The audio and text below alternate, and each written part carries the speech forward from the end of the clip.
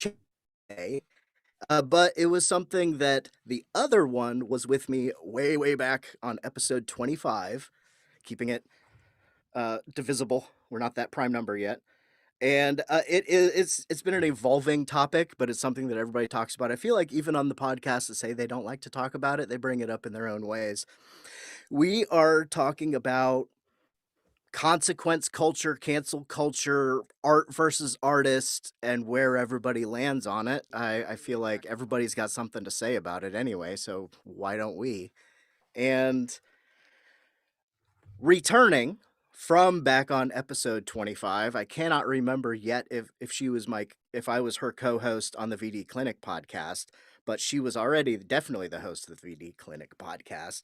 Vanessa McHenry. Hi, how are you? I'm doing okay. Are you awake? I am. Yes, I am caffeinated. Thank you for checking. But actually, I was with you first on an earlier episode. Brooklyn bringing the police as usual. As they chime in the background. Yeah, they always have to. But no, Central Park 5 is the first time I appeared on here, but about this kind of subject might have been episode 25. Episode 25 was the Hollywood sex pests, Me Too movement. Weinstein had just started to go down conversation. That was you, me, I believe Doug Tilley, and possibly Misty. Mm-hmm. I know she was gonna be there, but she's had to cancel a couple times. No, she was there. So okay. Yeah. So that was then. Yes, the Central Park 5 should have been episode 5, but that was if I ever came up with a thought out theme or planned ahead that much, it should have been episode 5. But so thank you for coming back, and thank you for live fact checking me or making sure that I at least elaborate and explain why I am accurate in what I'm saying. And a voice you've heard before on the show, but she was not there at that time for either of those episodes. But it was sort of in a conversation that you and I, Heather, from the Friday Nightmares podcast and the Slumber Party Massacres podcast and Cards Down, Controllers Up. I'm gonna fuck that up. Yeah, you were close enough. It's fine. That works. Awesome.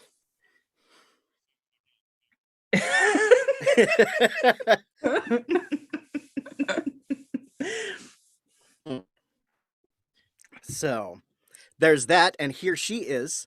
Heather, welcome back to the show. Oh my goodness. Thank you so much for having me. I absolutely adore you two. Not only do I think you're awesome human beings, and I'm extremely excited to be part of this liberal echo chamber, because I'm liberal and I'm socialist and I make no apologies for it. So That's how this shit's going down. But I think Vanessa is one of the most well-spoken individuals I have ever heard. She's heard me say this to her several times privately. And I think, unfortunately, when it comes to women in horror, there's few of us. And she stands out as, I think, one of the best, if not the best female podcaster. So I'm really excited to work with Vanessa. I think she's very intelligent, and I'm really looking forward to the conversation. And Darren, you wow me all the time with your knowledge. You're probably the most informed human being that I've ever met. I don't even watch news anymore. I just talk to you because I can find out all I need to know and more. So I don't even need the news. So I'm just really excited to be here for this conversation. I do have a lot to share. And I have a big struggle with the topic that we're talking about today for multiple reasons. And I think it's going to be a great conversation. Wonderful. I think the first thing that we should probably do is I will ask you both, or whoever, I'm not sure, we didn't draw straws at the beginning, so we're coming out of the toll booth unless I decide to call on somebody. What do you prefer to call it, cancel culture or consequence culture, when we're dealing about our thoughts and the struggles we have internally when an artist creates something that we enjoy and things that they may or may not have? That's another thing that we'll get into, is people that do a crime, or everybody's got their own lines. So I call it consequence culture because a lot of people who have been canceled are still working, are still walking around, they're still doing shit. And I think that even if they were to be canceled for doing something horrible, the connotation in cancel culture lends itself to blaming the victims for speaking out. I think. I don't know. But Heather, you first. I see you nodding. I think it's called consequence culture. And I think people don't like being held accountable for actions. I think cancel culture is used because we want to disassociate from things that we've done. I don't know if you listened to the episode I talked about on Friday Night Nightmare Staring, because I know that you're an avid listener of that show. And I talked about sharing myself when I've done things that haven't been appropriate with my male friends and that probably made them feel uncomfortable. Actually, I know it did. And I had to own up to that. That's not right. And I think when people get upset about cancel culture, it's because they don't want to take a hard look at themselves and go, you know what? Maybe I did something that was shitty and I need to be responsible for that, because we all make mistakes, and things that were appropriate 20 years ago are not appropriate now. Like, all you have to do is watch American Pie from 1999 to be like, holy shit, the homophobic 2000s were alive and well along. Vanessa's already like, yeah. Like, there's so many problems with that movie when you watch it with a 2021 lens. But back in 1999, I was like, haha, that's funny. Yeah, they're videotaping this chick live naked. Ha ha ha. So many problems with that film. And it is okay to be like, oh shit, you know what? I really, fucked up back then, and owning it. So I think it's called consequence culture. And I have no problem being responsible for my actions and learning. I learn every day about, how can I be more inclusive and accepting? And I think you got to be open to that. So thank you for coming to my TED Talk on what I think of consequence culture. What about Vanessa? Your turn. No, I agree with both of you. I think consequence culture is the more accurate term, because you're right. It's not, when you call it cancel culture, there is a certain stigma and victim blaming, but people truly, the ultimate thing is, people don't want to own up to when they make mistakes or saying that they're imperfect. And this goes to even people who are more to the left and progressive. They're not perfect either. Like, you see that with like white liberals, and when they have a moment of like a racist microaggression, they may not mean it, but it's something so ingrained in the culture, but they should be, it's also an extension in that way of like why I don't like the term woke. It should be, I'm trying, because everybody should be examining themselves and when they make mistakes and calling that out. And so when you have people who are making egregious violations of ethical codes of conduct, like a Harvey Weinstein or, Joss Whedon, it's, these people should come out and say, and even something that's not necessarily, that systematic, even I know, like with what had happened with Aziz Ansari, for instance, that's a smaller scale thing, but he didn't come out and really say, admit to anything, or say maybe there was a misunderstanding or whatever. It was just that it was immediately this cancel. And that was partly, maybe PR machine at that time, because we've even made some headway in the last couple years, and whatever, since the Me Too movement kind of broke through the mainstream consciousness. It had been around longer than that, and I'm not just talking about the Me Too movement. This is, of course, extends towards people in like racially, and homophobic and transphobic, comments and actions. It's nothing new. And just general abuse of people.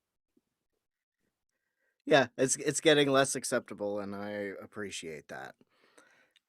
I know we were talking before behind the scenes, as we always say. We were talking about who we were going to bring up first. I know you brought up a couple people, and I know everybody's got their. I think. I mean, my first real awareness of a lot of people avoid that person's work because blank. People that come to mind, Woody Allen, Roman Polanski, Mm-hmm. stuff like that. In the horror community, Victor Salva comes Mhm. up. I and for me, that is one of my lines. It depends on how close to the project, how close the victims were to the project. There's a lot of things. I still watch Rosemary's Baby. Uh, but Jeepers Creepers, for me, is a movie by a convicted pedophile about a monster that lusts after young boys and the pieces of them they want, and they want to destroy their family. That's a little too close, and Mhm. I can't separate the art from the artist in that situation. And I haven't tried to watch Powder again because I didn't really give much of a fuck about that movie. But with Jeepers Creepers is usually the first thing I bring up in a conversation like this, in Mhm. how it's not, well, that's totally different. Like, well, there's a lot of monster on the screen. Uh, Anybody want to? None of us, we haven't all talked about this before. I want to add in because I got into a Facebook debate with another podcaster about this. Someone had posted something in a different page about Jeepers Creepers and how, I guess there's another one coming out because we need another Jeepers Creepers.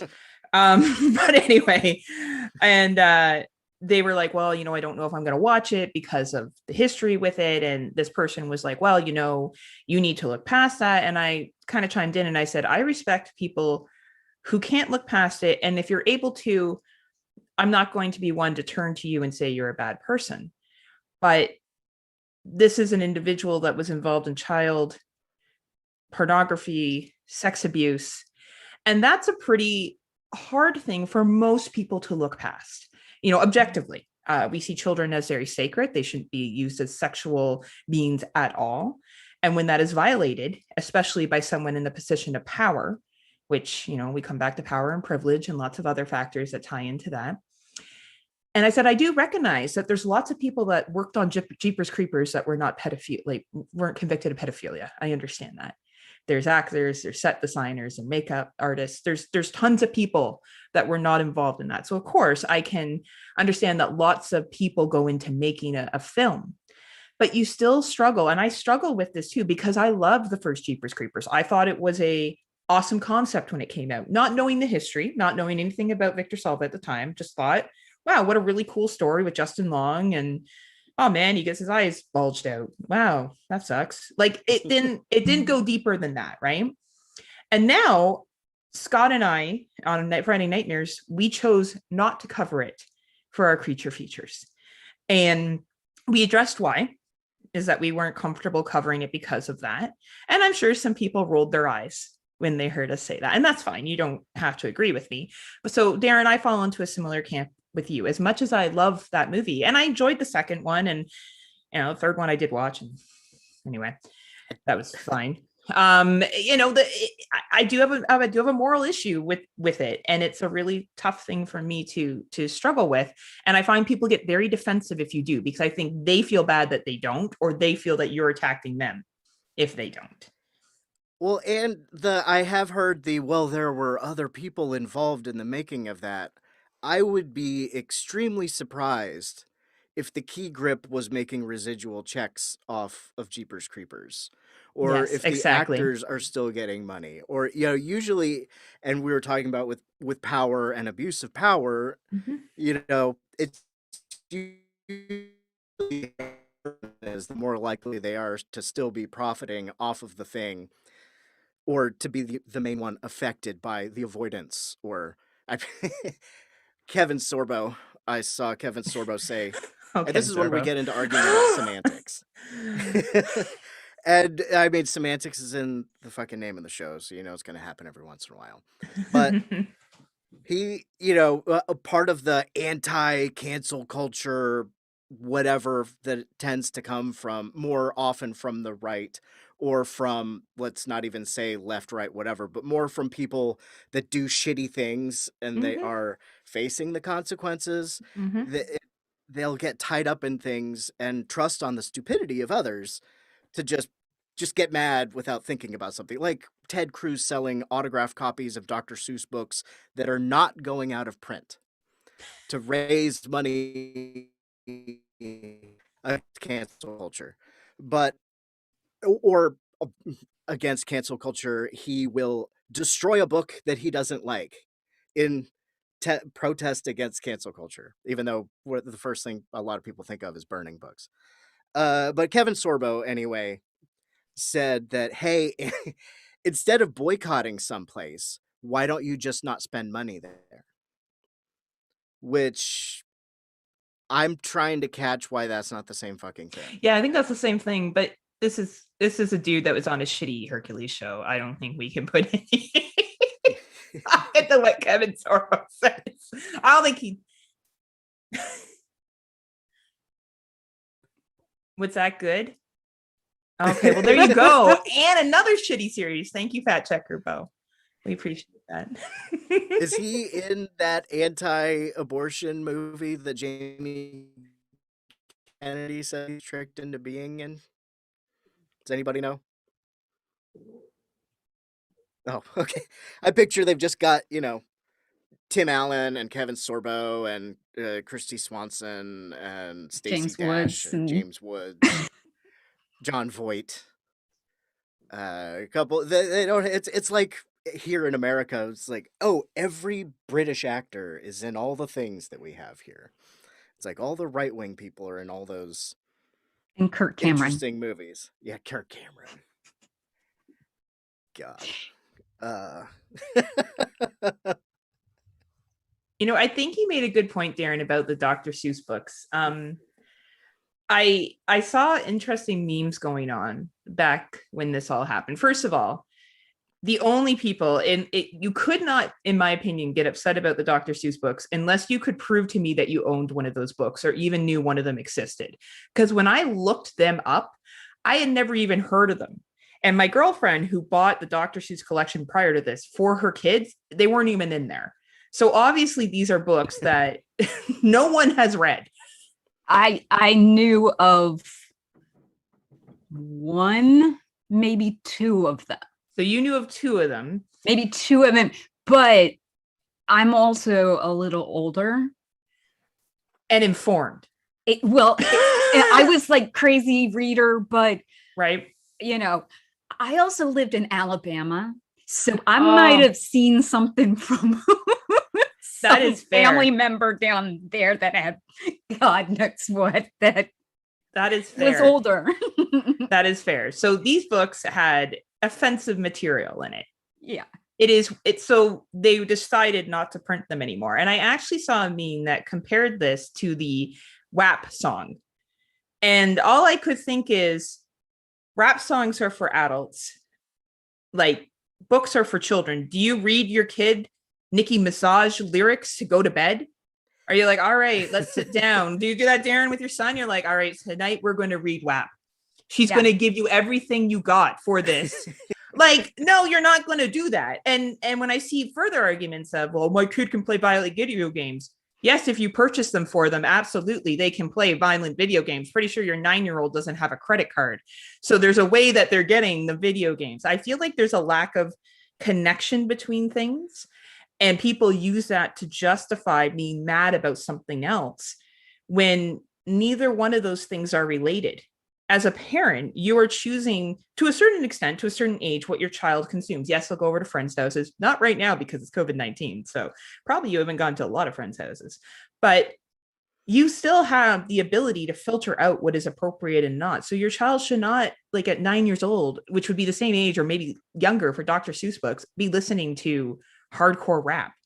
Why would you even compare the two? And I find when people make ridiculous comparisons like that, they know they have invalid arguments and they're just grasping at straws, in my opinion. Well, even if they hear that, there's also a point of step in and fucking parent. Yes, absolutely. Like, and just say, okay, this exists. Mm-hmm. It's not appropriate for your age. It's like if you're a little kid and you hear swear words, you just tell the kid, don't use them. You're too young. You don't use them in public, whatever. They don't understand the context, right? And you have to explain the context. Yeah. And most people are too fucking lazy to do that. Like, I'm sorry, but that's what it comes down you're right. to. It's what it comes down to. And maybe I will get off my soapbox. I know I don't have children of my own, but I have worked as a nanny. I have helped friends of mine with children of theirs. I remember, like, there was even one friend, like, who was paying, for a while her, husband was going through cancer, she had to work. And so I would pick up their son from school and, and she paid me for the time, whatever, and so here he is, whatever. And he learns like how to flip the bird. And so he's like, hey, Vanessa. And he's like, flips me off and like it's the big new thing and like he's getting away with something, and I'm like, hey, you know what? And I flipped him off right back and I said, but you know what, that's between us. And I totally put it in context. Mm-hmm. End of story. Because that's what my parents did to me. And I felt like as I was interacting with public, and growing as an adult, like I knew where to put things, like this is a social behavior. Yes. That's part of parenting, is preparing your children for social context. Right? It's like just general manners. Absolutely. And understanding what's appropriate in different situations. And never is racism in a Dr. Seuss book appropriate in any situation. And if for some reason you are greatly upset that you can't read something that says Chinaman, I think you need to explore other issues to why that bothers you. Right? So. And they're not even they're not, like people think with guns, they're not going to go house to house and take your copy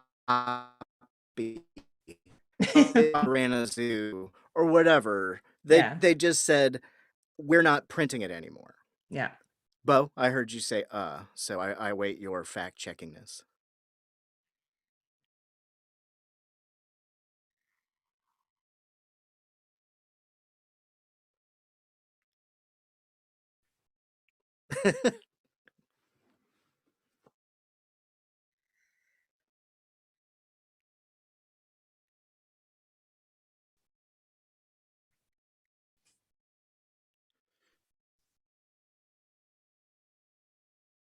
All right. Thank you very much, man in the booth. So we went from Dr. Seuss to... I want to go back to before we got on the Dr. Seuss thing. What you brought up about separating the artist and their horrible act or whatever. Because since the discussion we had last time, I mean, and I explained then, I share very much the same, like what context, like how involved is the individual with the project? What is the context of the project and that kind of thing? And also, is this repeat behavior that you see, throughout someone's life, that too, is an influencer? Because I can be more forgiving of someone who, okay, I, committed this bad act. Mm-hmm. I apologized for it. I'm trying to move on and repair myself and, be a better person. that's a different story for me. Mm-hmm. Or, you know, even if it's just a one-time thing that they get caught with. I mean, I know maybe that's not necessarily great, but if you're talking about someone who's like a serial abuser, that's just so, and they're just so unapologetic. It's so much harder for me to forgive that. And when they're so egregious with how they disregard, you know, like, I'm not going to apologize for the abuse too. I mean, that's another thing, even if it is a one-time thing, just if they're just so egregious with, you know, had their behavior. I'm sorry they didn't like what I did. Right, or right. something Yeah. like that. Right. Yeah. But so Woody Allen. I know I brought up Woody Allen when we kind of had this topic before, but I want to bring it up again because there was recently that Allen versus Farrow series on HBO Max. And I actually got into a discussion with a friend of mine about Woody Allen and that case. And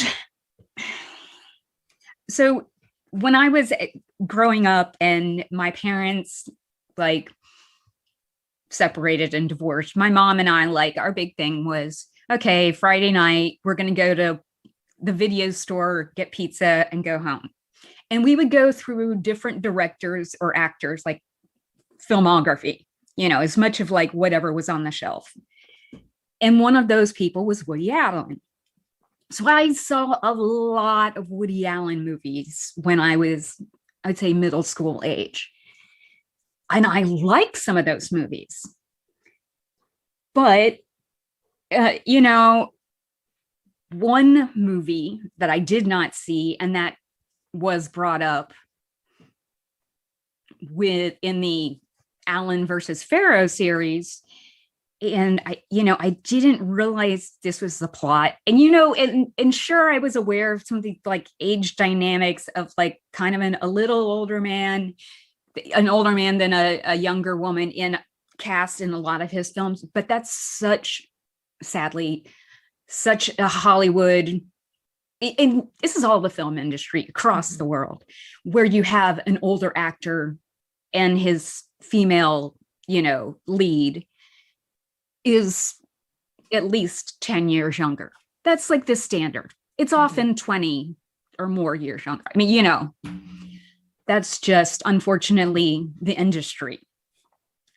And so I was already aware of that. But then what I've learned about this one film, and if I had seen it at that age, I would have been already appalled by Woody Allen and just like, I'm turning my back on him even before the whole thing. Because when the whole Soon-Yi affair broke in the early 90s, I do remember it. I was in college, and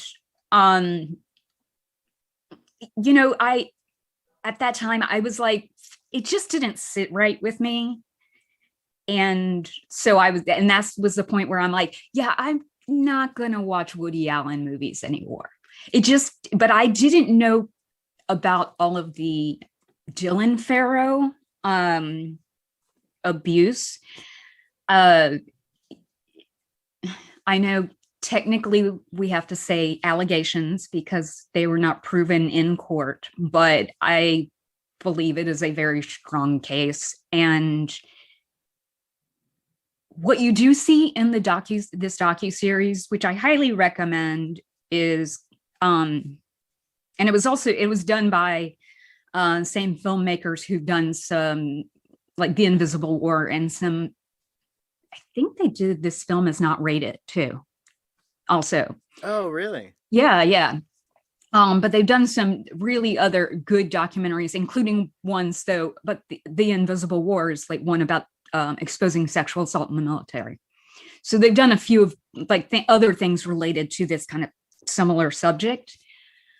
So this Allen versus Farrow, I was already kind of like, okay, I was like a little more on board with they're going to investigate more, and look more for the victim, like advocate for a potential victim.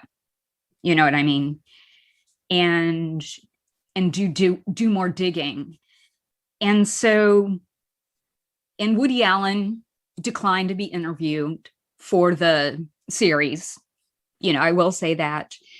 But they did have excerpts from his audiobook that recently came out, where he's still like denying all the allegations. But one thing that it really showed is that here he is such a man with such a position of power.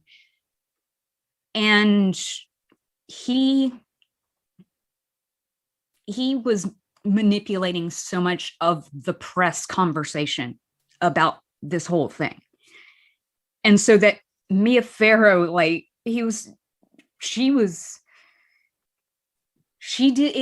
basically didn't give her a chance legally to really prove this. And it was just seemed like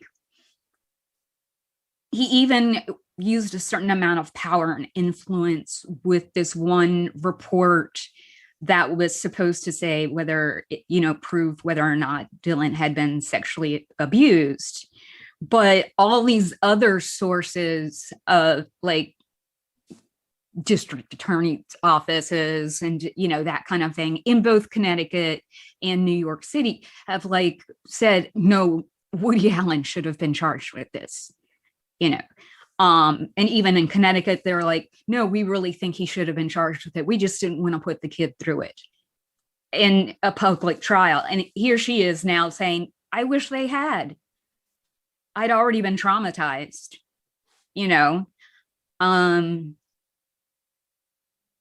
but so that's one thing that to hear more about that and just hear not only how a child was silenced in that, but there were interviews with Mia Farrow talking about it. And she's like, I had been so kind of beaten down and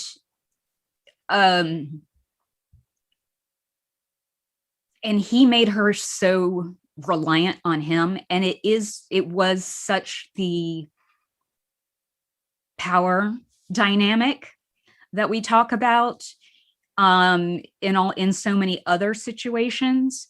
And this extended because it affected her career, as well as a relationship, but one with the film I started to bring up of his that should have been I think a red flag for everybody was the movie Manhattan. And that's the one I was saying I hadn't seen.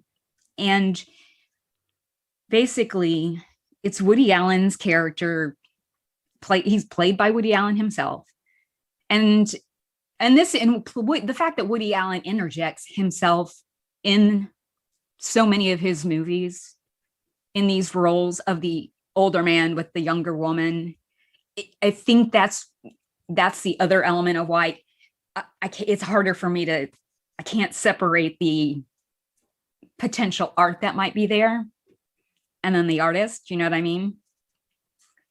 And so this movie Manhattan, it's the early 40s,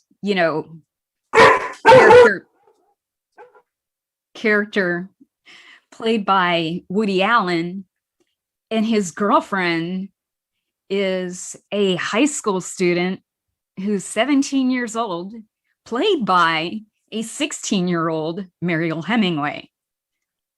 And it's the way the justification is, oh, wow, this 17-year-old girl, she's so horny for this old man. So what am I to do? Oh, no. And here's the coincidence. She happens to go to the same New York City prep school that Jeffrey Epstein worked for. So That's just a weird little side note. But I'm just like, oh my God. Like, if I had seen that growing up, even in middle school, that would have been before these scandals broke. I would have been like, are you fucking kidding me?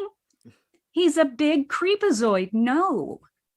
Because I'm like, because then I would have started looking at these other films, and it's I now even I can't watch his films, even ones that he's not in. Even the ones that I've liked, and I'm like, I can't. And I hate it because it's like there are all these other great people in his movies, and then the other side of it is, what happened? What about these actors who claim themselves to be feminists, but who are in his films even after all these scandals became public in the early 90s?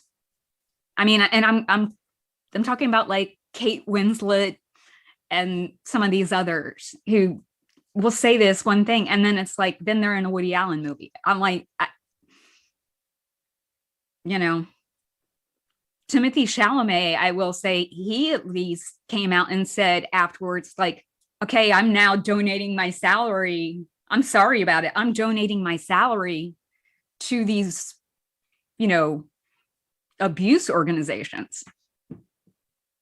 So, I mean, that's someone I'm like, okay, you recognize there was a consequence. You made your apology, and financial apology at that. That speaks an extra volume to me. I think what you highlighted, Vanessa, is it's people care when it's convenient to care. And I think when women, and I'm not trying to attack these women in the film. I don't understand all the other factors that go on with their choices of choosing roles. But that to me says, well, I'm a feminist, but I also like money. So I'm going to do this and rationalize it, because I think it's very easy, and not to tie into other things, but when, we've had racial discrimination and racial violence for a very long time, not just from 2020, but when everyone changed their profile picture last year during Black Lives Matter, that's great. That's wonderful. But that's low-hanging fruit. That's not actually going, what are my behaviors? How am I presenting privilege? How am I adding to more racial discrimination or violence? How have I contributed? And how do I make changes that are hard, or say no to opportunities that I know may be financially lucrative, but at the same time are not advocating for what I actually believe in? And I think people have a hard time doing that because it's very easy to share a status or donate money. I'm not referring to the gentleman that you were talking about. I'm just saying in general. But to actually go through and own it. Like this year, I've been talking a lot in my courses. I teach part-time at a college. And I start off with, I am a white privileged heterosexual woman. And that has given me a lot of advantages. And I don't understand other things. And I'm here to learn. And I think that's really important. And I think people have a hard time doing that. And I think the other point you made about the child and the trial not happening is another example of making assumptions that, we'll further victimize this person. And actually you victimize them more by not sending them to trial and having the guts to talk about violence against children in a public forum, because it makes everyone uncomfortable and no one wants to think about this guy doing it. That's really, to me, what that was about. It happens to adult women as well. I mean, truthfully, you know, because they become, it's so much of this is dismissed. Mm-hmm. We don't want to talk about abusive behavior. You know, whether it's like, I mean, what the real root of it is. And I'm not just talking about sexual abuse. Mm-hmm. This can be physical abuse. This can be verbal and mental abuse. Like, what are these roots coming from? Because that's part of what we heard with like Joss Whedon. Yeah. Was so much like verbal abuse that, and so that, you're right. People want to look at it when it's convenient, and money definitely, I know, can be a factor for some people. And I don't know, with that, the Allen and Farrow case, like what I wanted to mention with a friend of mine who he's, he considers himself, liberal, but he's not that far. He's not that far to the left. And, he's definitely much more to the center, in my opinion. But he was like, still kind of like, no, I don't think that the Dylan Farrow abuse took place. I think she was coached and all of this. And I'm like, and he's like, all of this stuff kept repeating. He's like, well, you didn't live in New York when it was happening. I'm like, whoa. Don't you realize that Woody Allen, the clout that Woody Allen had, and how he manipulated part of the press? I lived across the country and I saw that. I mean, and I said, also, culture tends to believe the man over the woman so much of the time. They don't even want to give the woman. Yes, Vanessa, a little louder for the people in the back. They don't. And that's no offense to the white males that are on this podcast with us or any man listening. Yeah, at all. I know. I don't mean that as disrespect, but it is true. And you are stating the truth.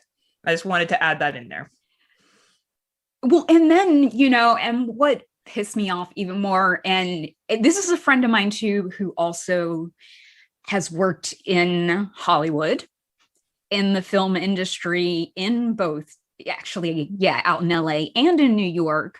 So it just, but I was just kind of like, no, you're under the spell too. And I've trying to explain that. And he actually did work at Miramax, years ago, very early in his career in the 90s, and when that Harvey Weinstein thing broke, we discussed whatever. And he's like, there were grumblings, and he's like,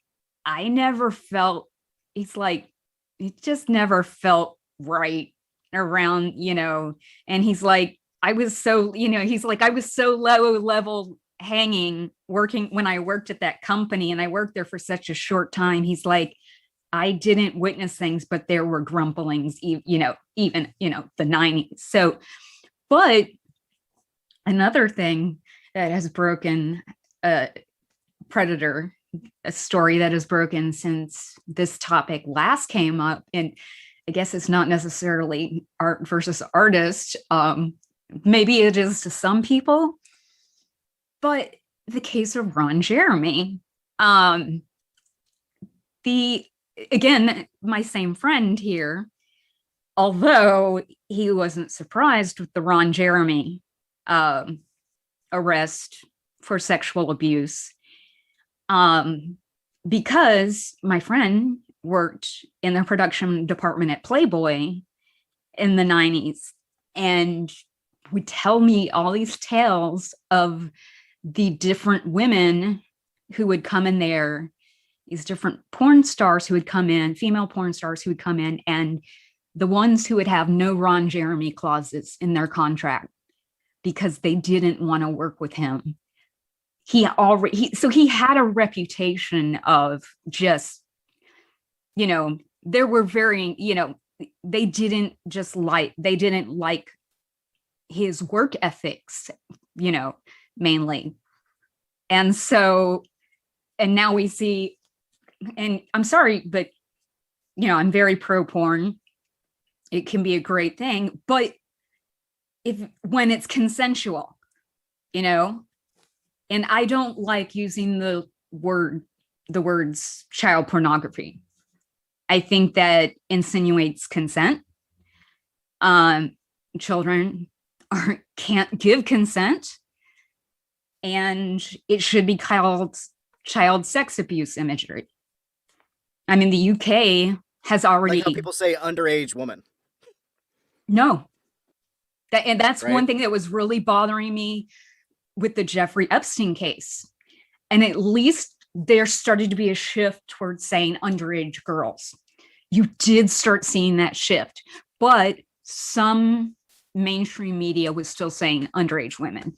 And I'm like, oh, no, it doesn't, no. And at least now everything with the Peter Nygaard case has broken to bring in a Canadian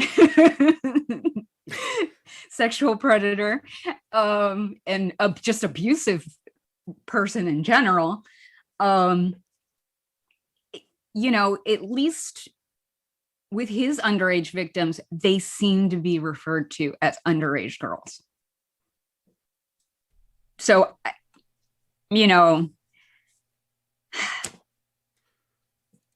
but like I was saying about Ron Jeremy, it's even if you work in porn, it's consent, people. Consent between adults. Yes. Absolutely. And I agree with you. I think the porn industry, I think sex work, depending on the sex work, as long as everyone is consenting to what is happening and of able mind to consent as well, right? And there's not a power struggle in consent. Scott and I talked about this on a podcast where there was this situation with Marilyn Manson, and people were saying, well, they knew what he was all about. Okay, I'm Rachel. It's Rachel Woods, I believe, was his ex, right? Is Evan it Rachel Woods. Okay. And I'm her. I'm here. Marilyn Manson's here. He tells me to do something. I'm probably going to do it out of fear. So I may be consenting, but am I truly consenting? And I think that's what people miss, is that what we're also talking about here is when people empower the artist, take advantage of people that are below them. It's no different than you're at work and your boss starts sexually harassing male, female, whoever, your boss, male, female, whoever, because it's not okay for men or women to do it. Someone that's underage, or anyone in general, but someone that's underage, like there's no difference. But somehow when someone gets elevated to the media light, we want to downplay it. We want it to not seem as bad as it actually is, because it's a hard pill to swallow. And I think you really illustrated that, Vanessa, with the examples that you've given.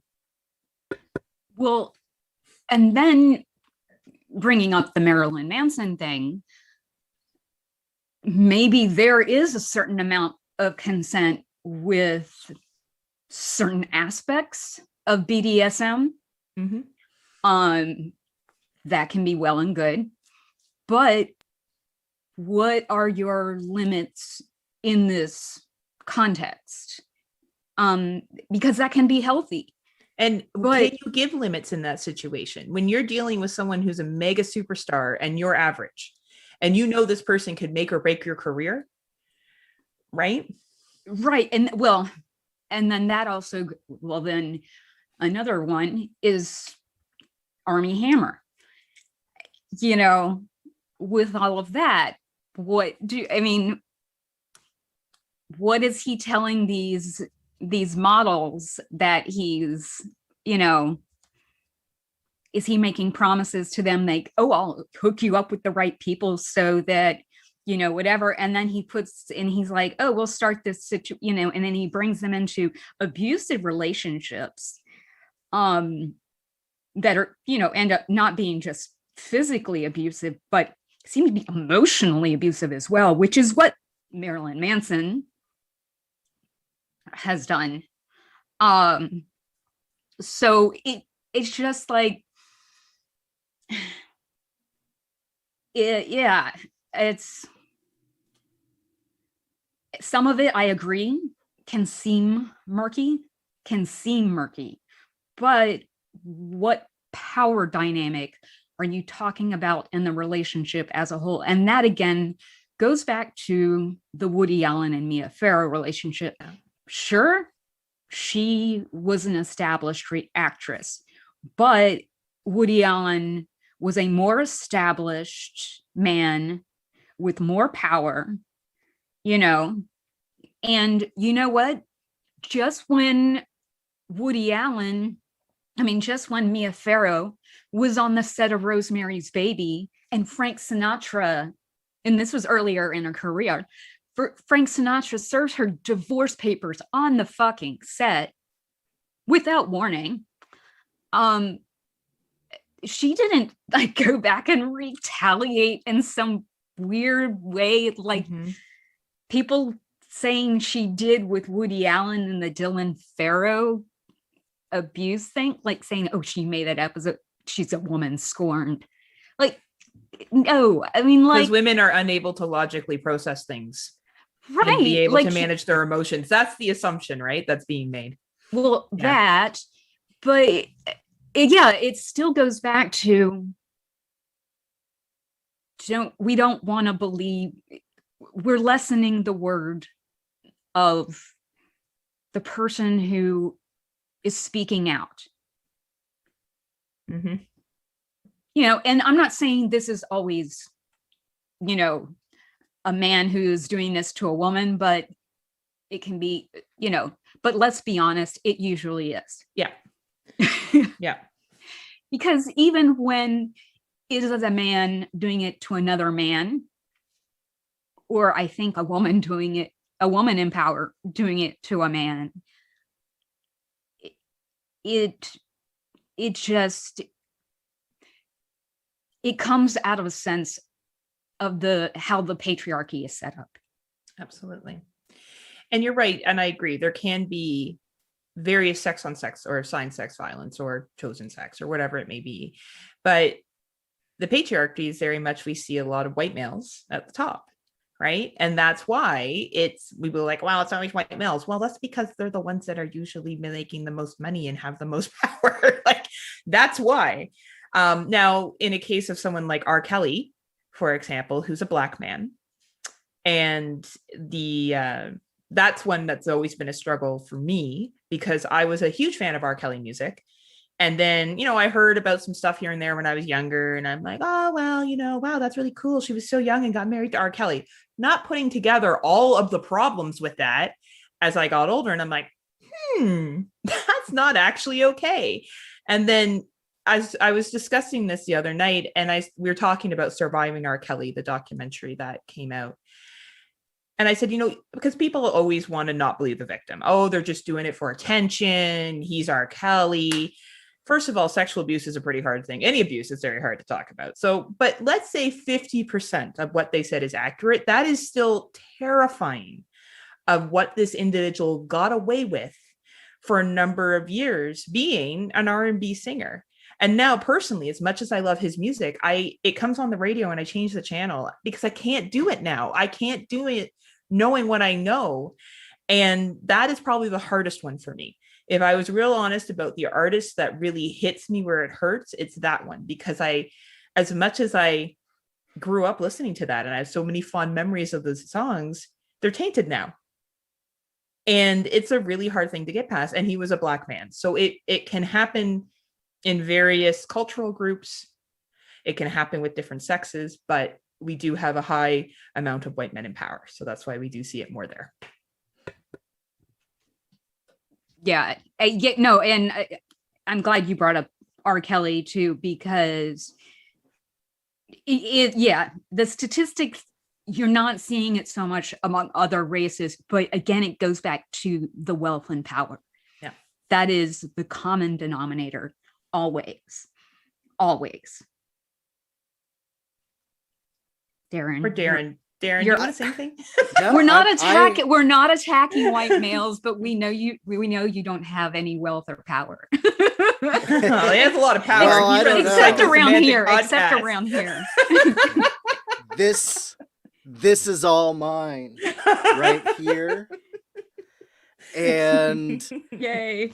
But no, I am, I think, powerful, handsome white men need to do in this situation, and listen to you very smart ladies talk. And I did want to say, Bo, I don't know if you were trying to break in for a second. If you do, I will toss it off to you before we get back into this. But with the Marilyn Manson thing, I wanted to add that there was also another actress, Esme Bianco from Game of Thrones, has recently filed sexual assault and battery charges against him for a myriad of things that will start coming out, I guess, in the trial. But there was like, yeah, I have, I'm still parsing through it, but it was started out as a professional relationship. Like she was hired to come to America. CG plays into getting her naked or other things like that. But going back to Evan Rachel Wood and the mental abuses, or we're talking about where lines of consent are drawn. One thing that she said and he said in an interview himself with Spin Magazine was after their breakup, where I feel like a breakup is withdrawal of consent to a relationship. He said that he called her something like 60 times while cutting himself and telling her that she did this to him and all this other stuff. And like that is enough for me. That is more than enough for me, but that just sort of stuck in my mind when people are like, well, you never know. Those women might just be wanting that sweet, sweet sexual that they keep talking about. I don't know where. Maybe with I don't really understand why people are so easy to believe that a woman will generally ruin her life for a long period of time for some sort of thing. You know, it just seems like, well, she just wants to get back at him. There are better ways to get revenge on people. But I feel like, yeah, you've withdrawn your consent to whatever parameters were within your relationship. When you break up with someone and they call you and mentally abuse you, that is enough for me. Now, it wasn't too hard for me because I mean, I liked Marilyn Manson, liked to fuck with the establishment, but I never really gave much of a shit about his music. And I don't know, but I just wanted to add that part in. Bo, did you want to break in here? I had just been monitoring some stuff in the chat, and I wanted to bring up. Yeah, you know, I'm trying to do something over here, and wanted to bring up the idea that a couple of people had sort of talked around, which is, at what point is separation from the art impossible? Like, is Manhattan, like, there is undeniably and objectively an artistry to that film.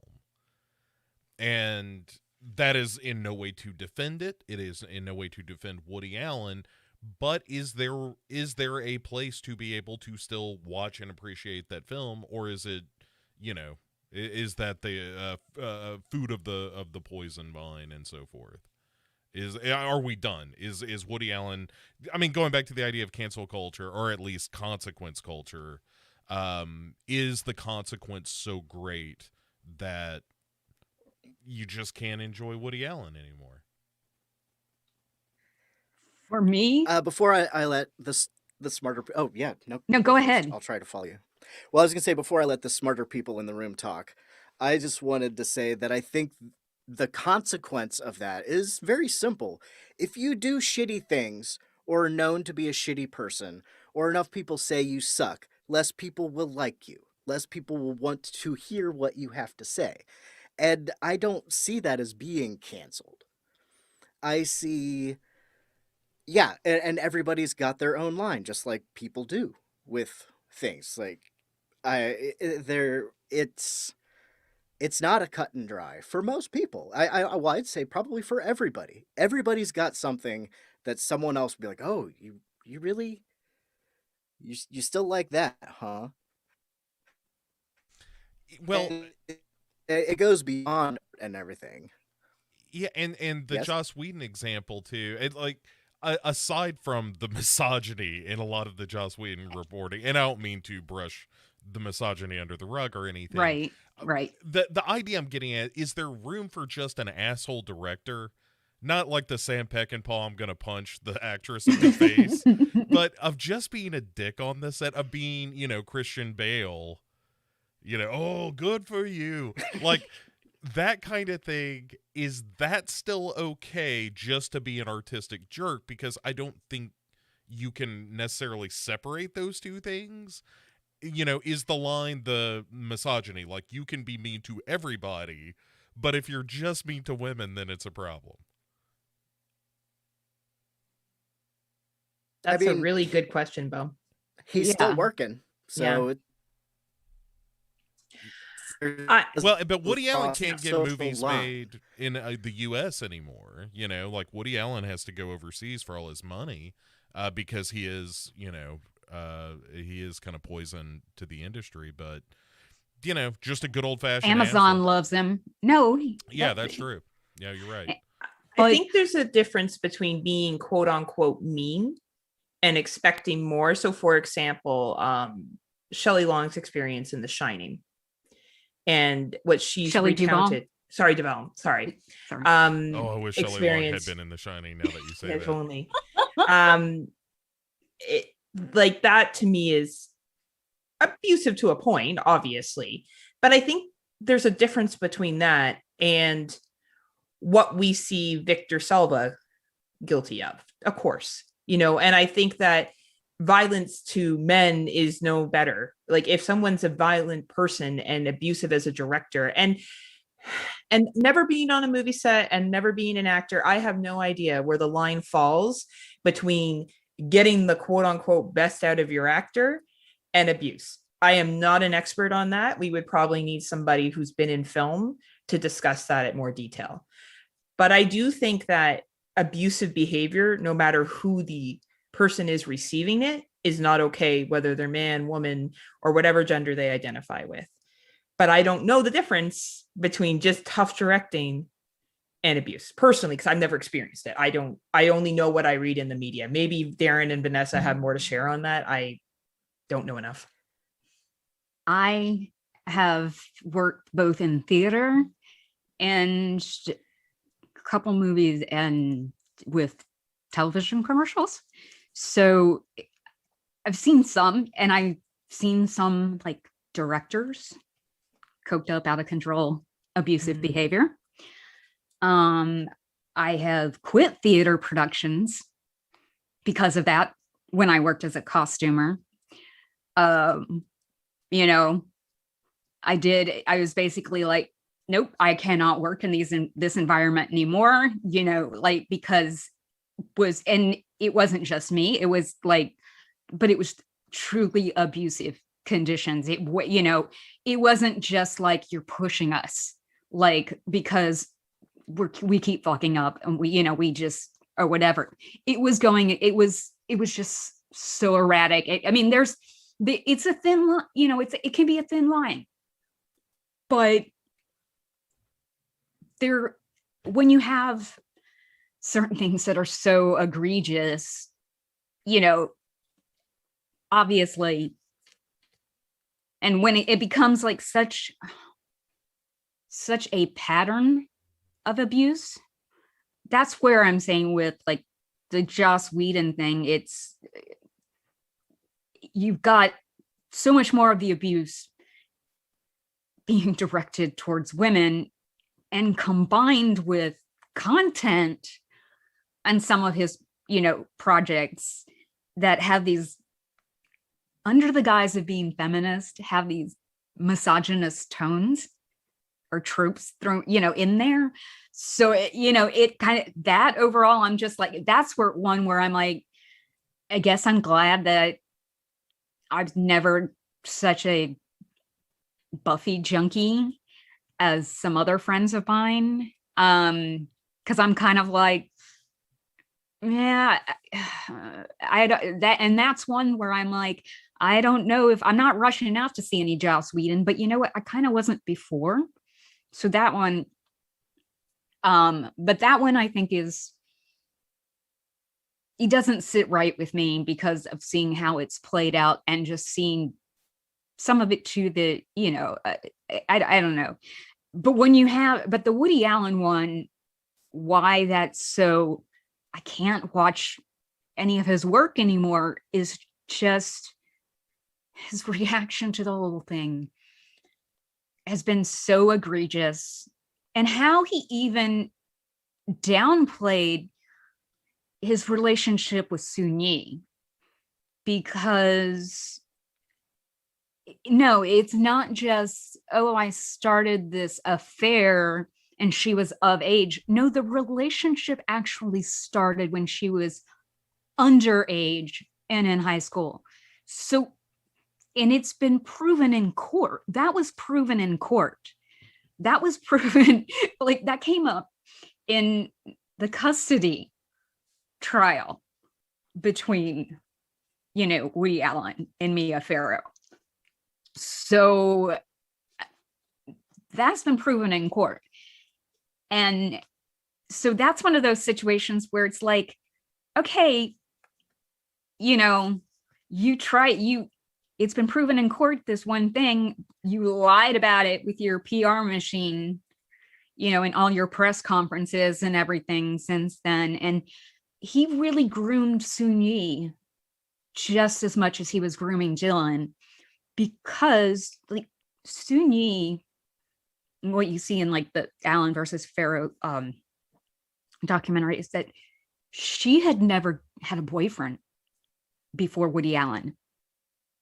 Like she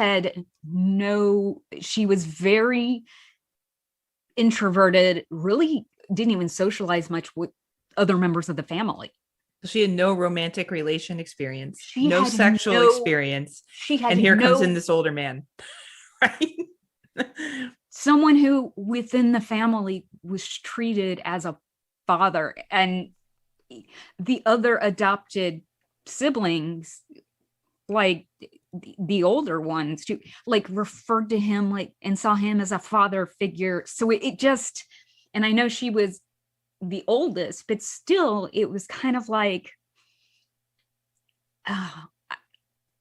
again, that's one where I'm just like, it makes it hard that I'm like, yeah. And now I'm just kind of like, he's just been so egregious with his behavior and all of this, and the way it just all played out, it just sits so wrong with me that, that I'm like, I really don't think I can ever watch another film of his. I mean, even the ones of his that I like that don't have him in it. And that's a shame, because there were some that, like, Radio Days. I mean, Mia Farrow, Diane Wiest, little bitty Seth Green, like these really like some great people in that movie. And,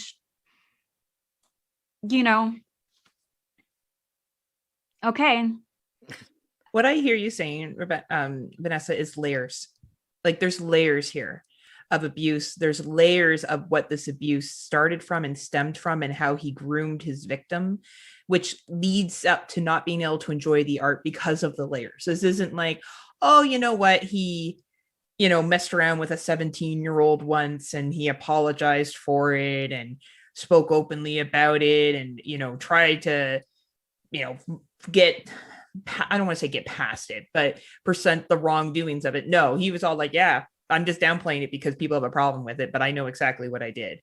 And I think that's where you kind of draw the line. That's what I'm hearing from what you're saying, is that it's a deeper seated issue. And that's where it makes it difficult to enjoy a film. Like I've never seen Manhattan, so I have no idea what the film's about. But like at all, I don't watch a lot of Woody Allen because personally, I never liked Woody Allen before. So it never didn't matter. But yeah. But just, he even, with like the content of that, by presenting this relationship of a high school 17-year-old who is engaged in this sexual relationship with a 40-something-year-old, and putting the onus on the underage individual, and you're normalizing this. Mm-hmm. You're grooming the audience. Yes. And combine that with all these other films of his where these relationships where there is this dynamic of the older man and younger woman, even if those other ones are of age, it's still, at some points it's a very, sizable gap or whatever. And I'm not saying that you can't have those kind of relationships in life once you are of age, but there's still something to be said about power, though. There's 17 to 18. There's a power dynamic, right? Right. That is, and I think is questionable. And that goes back to the Marilyn Manson, Evan Rachel Wood thing, because yes, she had started acting when she was, I know, early teens at least. I mean, maybe even younger, but so she had been in the industry, but she was still, I don't think even 21 or 20 when she met Marilyn Manson and they started their relationship.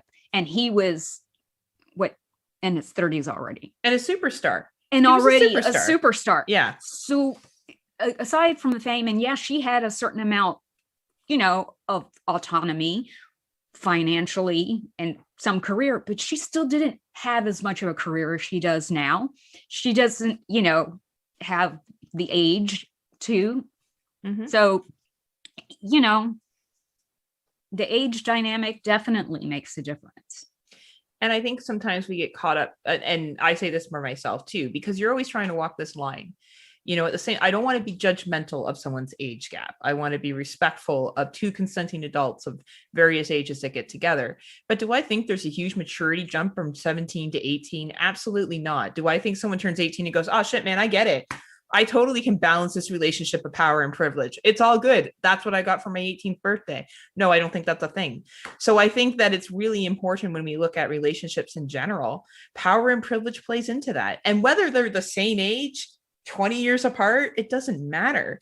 If someone is in a position of way more power than you, there can be a situation of control, male or female. Now it's typically men just because they tend to move up in the hierarchy more. But unless you work in certain institutions, at my institution, it's women. It's all women at the top. So that doesn't mean that they couldn't use their power and prestige to their advantage too, right? So I think it's really valid layers that you talked about there that is key in understanding your, you're not wanting to engage with Woody Allen's art. It's pretty justified when you look at the reasoning why. And just to throw in a little bit of fact checking, Evan Rachel Wood was 18 when she first met Marilyn Manson. He was 36. Oh, she was fine then. She had it all together. She was 18. Literally twice his age. Yes. Yeah, exactly. Well, she made that 18th birthday, so that's fine. Everything happens on your 18th birthday. She could vote. That's right. That's all you need. It's like, separate argument here, but it's like the drinking age in both of our countries, respectively, 21 and 19. And like something changes on your 19th and 21st birthday. We're like, oh shit, I can manage alcohol now. No problem. And you go out and you get absolutely intoxicated. We get so caught up on age of consent as well. It's fine. It's age of consent. You can get absolutely drunk and, vomit and have to end up in the hospital because it's your 19th birthday. Why wouldn't you in the province of Ontario? And I think that sometimes we get too caught up on that stuff to really look at the bigger picture of how we treat alcohol, how we treat other addictive substances. And it results right back to relationships and consent and sexualization and age as well. No, true, because it isn't just an age of consent issue in my opinion, because the power dynamic is so much more the issue, because that goes to so many of these, other cases that we've seen, that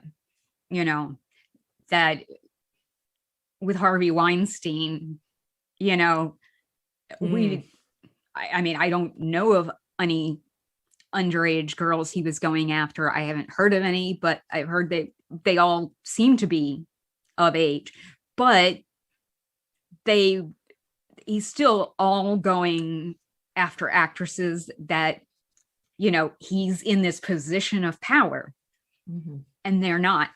And not all of them are as young as, I mean, sure, most of them are starting their careers, but there are others who are, who are older and that, had been in a few, more things, but he still had the position of power to make their careers stall.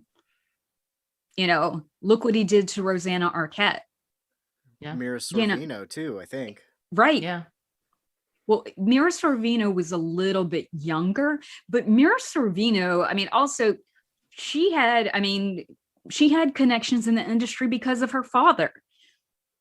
So, and Gwyneth Paltrow, he even went after her. I mean, well, still Rosanna Arquette because of her family. Her father was already in the industry. So, it was just like, so he wasn't just going after, women who were just starting out, who basically knew nothing. He just didn't care, Well, and did everybody do the reading? Did anybody else read? No, Professor Darren. Probably. Speaking of the Pharaohs, Ronan Farrow's book Catch and Kill, about how Weinstein was insulated and protected with his friends at NBC and all these other layers of protection for odious people. Well, that's actually something I wanted to bring up. Is how Weinstein was protected. And it's the same way we saw Epstein protected and Peter Nygard protected. And there were these other people that were helping. And although, we're not calling it procuring so much for Harvey Weinstein, but in a sense, some of them, it seems to be like, oh no, I'm going to push this actress, this unknown actress this way, or I'm going to shield these people. And then when they had their money and power to influence the media and law enforcement, and the criminal justice system, let's point that out because even R. Kelly, it was his money and power that was influencing like how he was getting away with, whatever, because however many years ago there was that first charge about, was it that 13-year-old girl that was on the videotape that he peed on, that became like a running joke. You gotta love that. Like, no, that was on video and that became a running joke. Like, I remember the skit on Dave Chappelle where, everybody was making fun of it. Oh, that song's, yeah, that song. And he somehow got out of that case. Like, but and with Harvey Weinstein, yeah, he was connected with like black ops type, Israeli, ex-Mossad people. Mercenaries and spies and yeah. And that's what it looks like, Epstein was too, potentially. Although,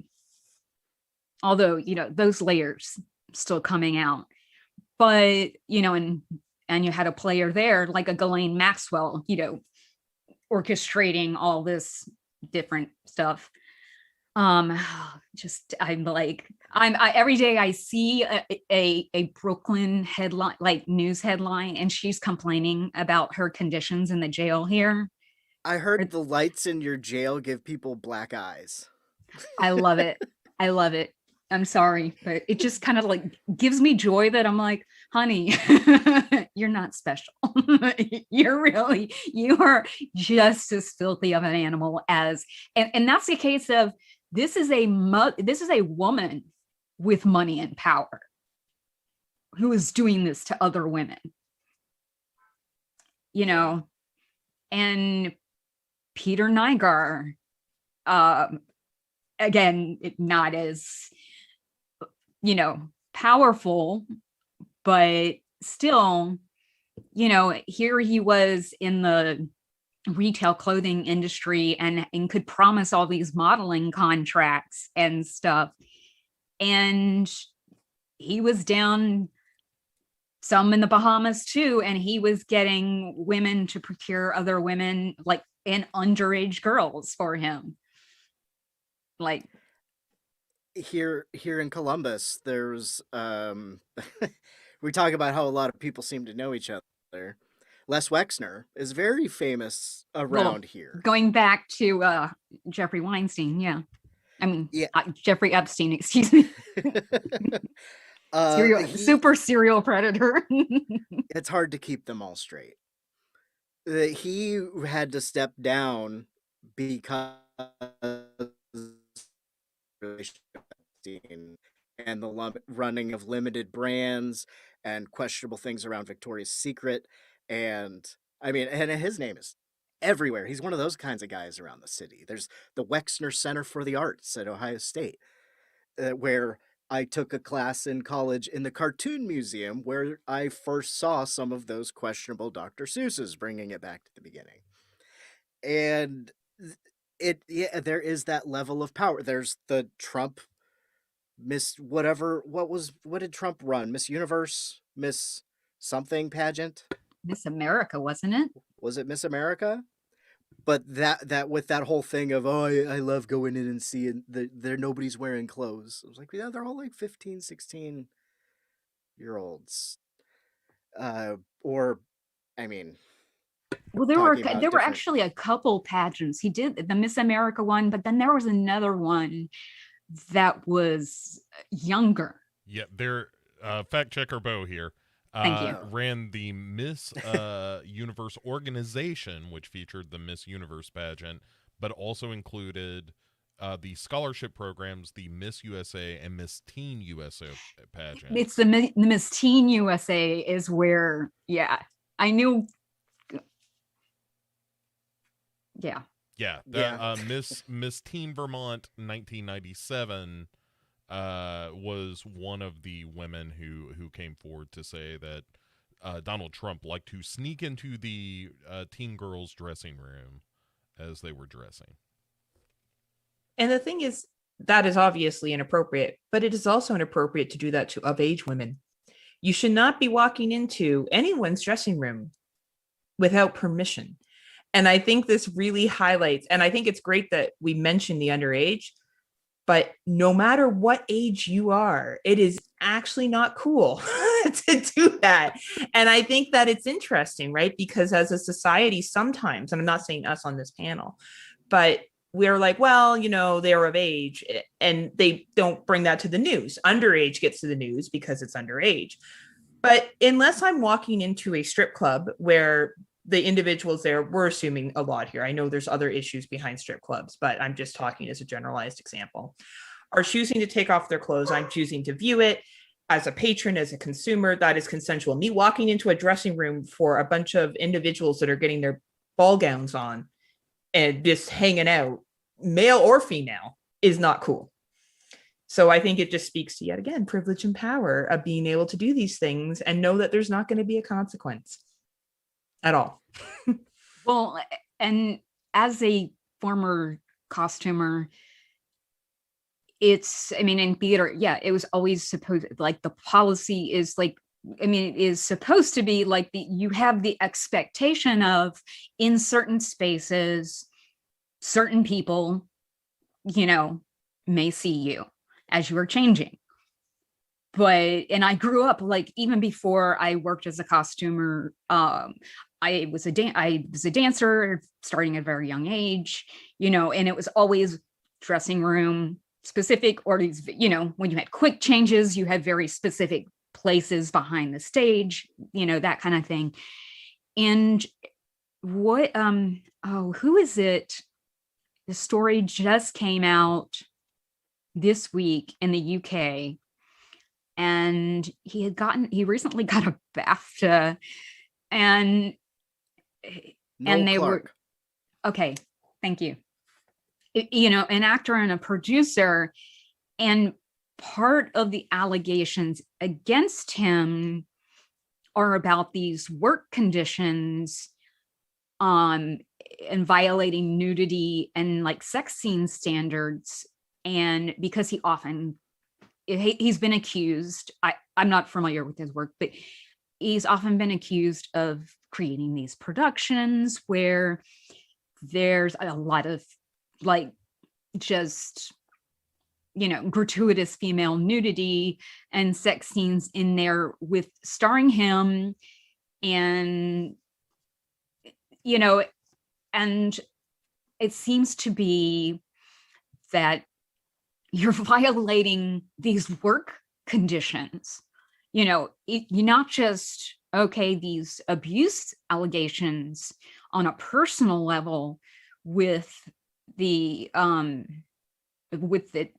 talent, also the crew is also making complaints too, because this is not an appropriate work condition for us either, saying no, this set should be restricted to only X, Y, and Z.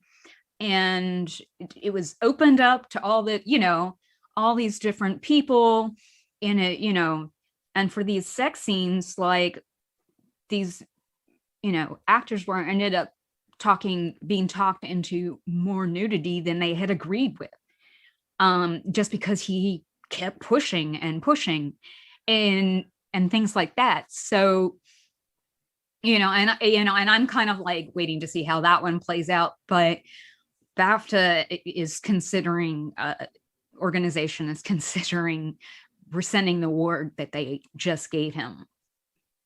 So, like, I think that's interesting. I thought I'd seen that they had temporarily suspended it or something, but I think that was another thing where we were talking about what are we going to talk about today. It's like, well, wait until the day, because something's probably going to happen between now and then. Yeah. And yeah, it picked up on my wires, as you said. Still haven't heard any helicopters above head, but all in due time. I know Noel Clarke from Doctor Who. I think that's the only thing I know him from. He was, I can't even remember the character's name, but if I'm remembering him correctly, he was the boyfriend of one of the Doctor's companions. So he'd randomly be in the show, and occasionally cast into peril or whatever. But I've heard that he's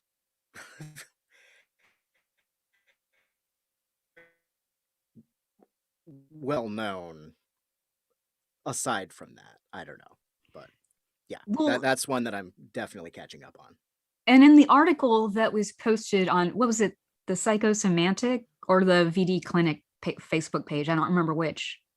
It might have been on the VD. It was VD Clinic. I think it was on the VD Clinic one. I think it was Robert Ward posted it, and or did you post it?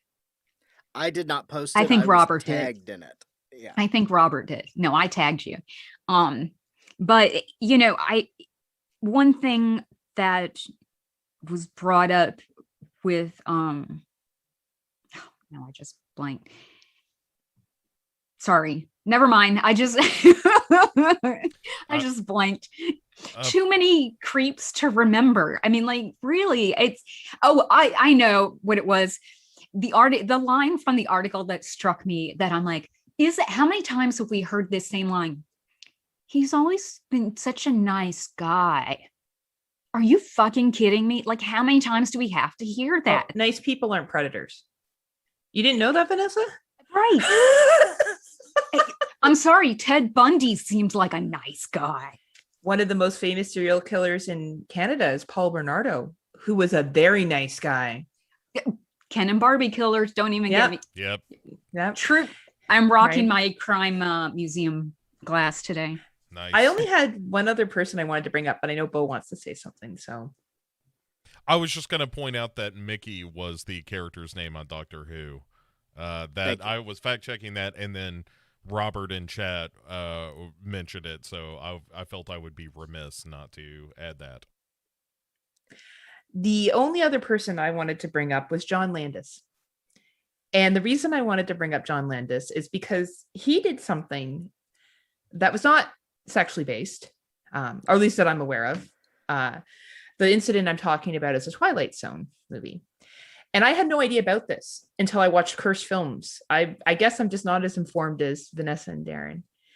And I watched the scene where the helicopter falls, and I actually gasped as it came down, because obviously I knew what the outcome would be.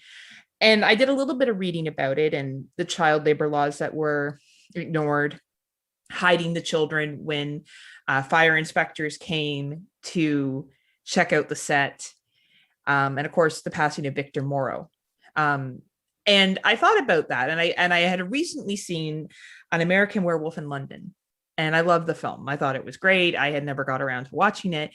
And I thought back and I'm like, does this change how I view him? Because he was probably doing no different than what other people were doing at the time. Like, let's not think he was the only person that didn't follow all the guidelines when it came to child labor laws and, making sure sets were completely safe. I'm sure that he is not the first, nor was he the last. But it affected me. It affected me that a stunt that was so pushed and unplanned. And the more I read about it, the more I was like, this was such an unavoidable accident where 3 people lost their lives unnecessarily. And it made me look at him differently. Now, does it mean that I will never watch anything he's ever made again? That's pretty difficult because he makes a lot of really great, well-known films. So I'm in a situation with that where that's not sexually based. That's a whole other argument. And I wondered what both of your thoughts were on that. I well, I always prefer to speak before you say something. For letting me jump in between this good point sandwich with my ramble. With Max Landis, that was something I feel like I first saw on one of those back when HBO was still trying to figure out what they were gonna have. They had random things like shocking things on video. And that was one of the things. The first time I ever saw that was in the middle of the night, and they're like, here's something from a movie set. And I feel like I had already seen Twilight Zone, the movie, at that point. And it's kind of like the more I learn about how the trial was handled and how does OSHA deal with labor risk violations on Hollywood sets, or is there a separate entity? That would be it fall under the jurisdiction of SAG, and you would also have the crew unions. Yeah, all the production unions. I was actually going to get into the union stuff since I work in that for commercials. Yeah. Okay. I was going to bring that up. But the more, at first it was a horrible thing, but really it was presented back then as accident on set. But then the more you look into it, it's like, oh, well, okay. It's really working on shoving these risks that people were well aware of under the rug and frame it as a helicopter came down. And when you brought it up, the image of that went straight into my head, and it is jarring, and it is the more I see about how he reacted to that and things that he said, well, fuck it, the less I like him.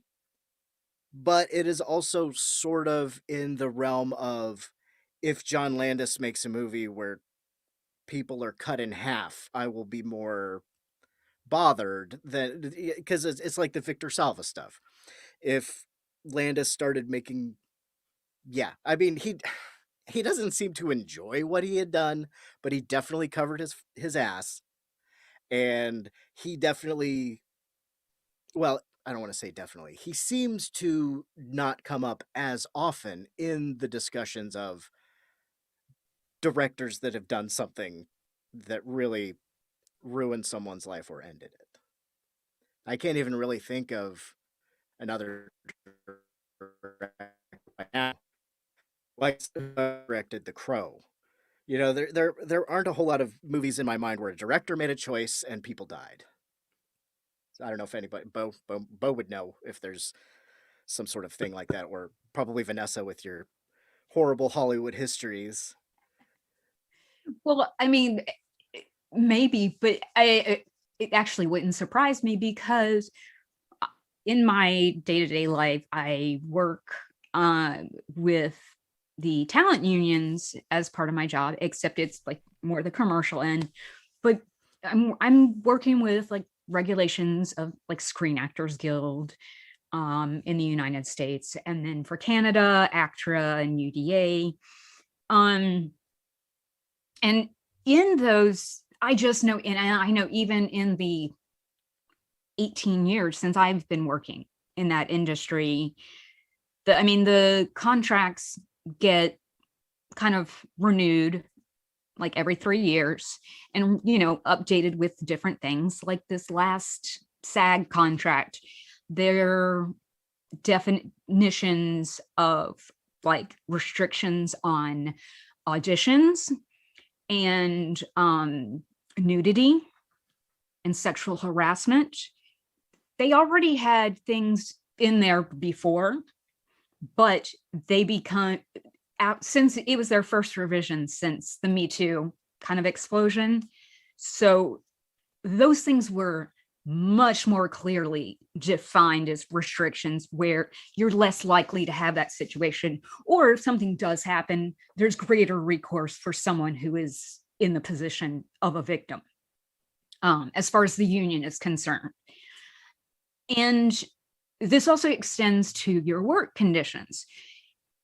But I also know, and I have had jobs dealing with OSHA, and I know even where they were in the early 80s, whatever, when, and that's even just separate than a regular labor, you know, just regular labor laws of a particular state that you might be filming in. You know, it was much more common for directors and producers to look the other way. And there's so many regulations weren't quite in place yet. And I know that there were some things that changed after that incident on the Twilight Zone set.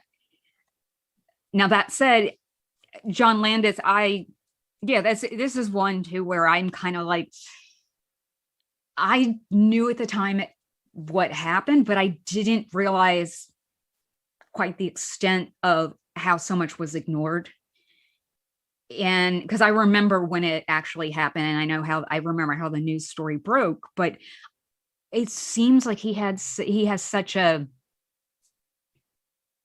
he just covered his ass, and it seems to be a kind of disregard. So I don't know. I might also argue that it was kind of an inflection point, and so he gets a little bit of a pass because everything kind of did change after. Right. That's where I kind of am, where I'm like, I can see that side because things did change. And as far as I know, he seems to have changed. How you deal with the repercussions of the thing you've done, sort of back to the whole of this conversation. Well, I guess there can't be more than one center. Well, there can be in podcast land. But yes, sorry. No, but it just goes back to what I was saying earlier. It's that, how do you deal, if you make a mistake, how do you deal with it? You know, how sincere is your apology, or what action do you make afterwards to make it better? And and to prevent it from happening again. Like, or did you do something that was so egregious that it's just like, I can't look past it? I mean, everybody I know has their line. I mean, let's say, here's one that people just kind of, nobody talks about. Matthew Broderick killed someone in a car accident. In Ireland, right? Yeah. Hey, That did nothing to his career. I mean, Winona Ryder shoplifted, and that did more to her career. And I'm sorry, but that's kind of a nothing crime compared to killing someone. I would hope people wouldn't argue against that. I- But Hey, maybe some hardcore libertarian out there, like, theft is the same as murder. You know what I mean? It's kind of like, I don't get it. I don't get it.